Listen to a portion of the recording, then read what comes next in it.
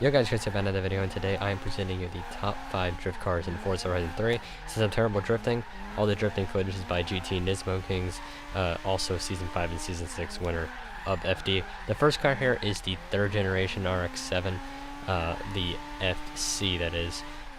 Really, it's obviously it's the rotary.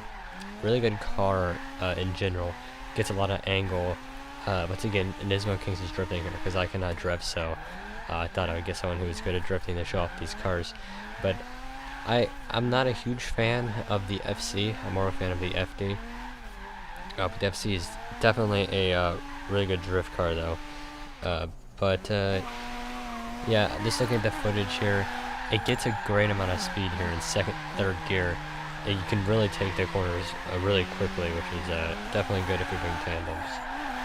To have that as well, and it keeps the whole angle the whole time. As you see, you can go from clipping point to clipping point. Number 4 here is the RX-7 FD. I'm more a fan of this one, especially with the body kit on it. Once again, it's kind of the same thing. It slides around a whole lot, like it really slides, and that's what I like about it. It slides almost like it's all-wheel drive. I don't know why, but it does, and I just love the sound on it too. It's very versatile. You don't have to be a drifter to use this, which is probably why a lot of you are watching this video.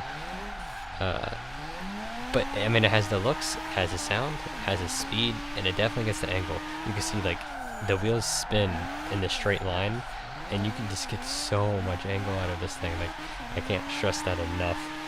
And it's apparent in both of the RX-7, as you saw with the FC and the FD. Just like Nismo here, I do prefer the FD over the FC. But yeah, that's this one in number 4 position. Both JDM cars yet again. As we go over here to number 3 car on our list, the Toyota Supra. And he chose not to have the wing on here. I like the wing on here, but it's all good. As you can see, the ability to snap on and snap off, as see, like you can just go from one clipping point and just completely turn it around. It has, I mean, if you know what I'm trying to say here, it's a really snappy car. You throw it in and it sticks, and as long as you don't make a mistake, it will stick. And that's, I mean, I'm even good at drifting this car. Come on, I'm not even good at drifting, but you can, I mean, like, that's huge degrees right there. That is huge.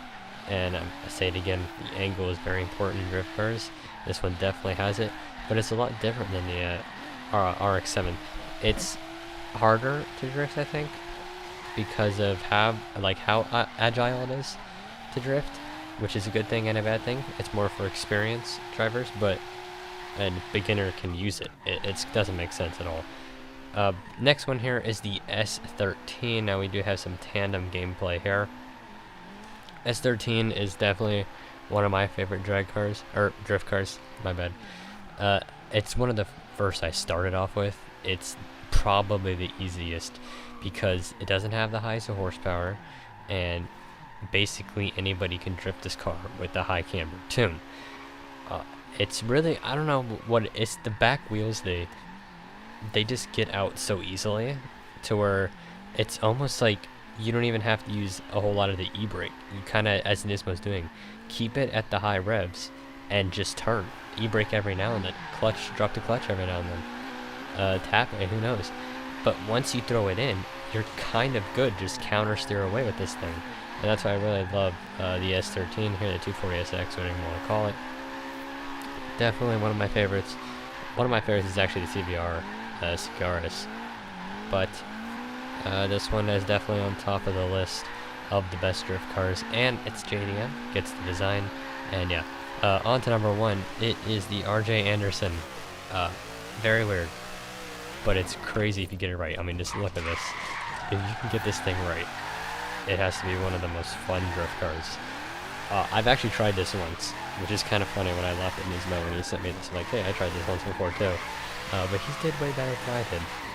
That's obvious. Look, it can tandem as well. Even though the thing's huge, it can tandem. And it's got 1200 horsepower, he said. Look at that. I mean, it doesn't even look right at all.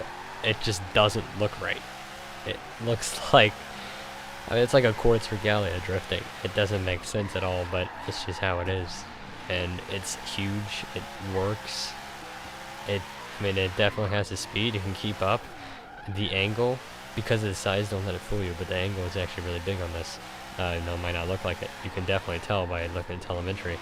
Yeah. So once again, thanks to Nismo Kings for sending this in. That's the end of this video. See you guys next time. That's Top 5 Drift Cars.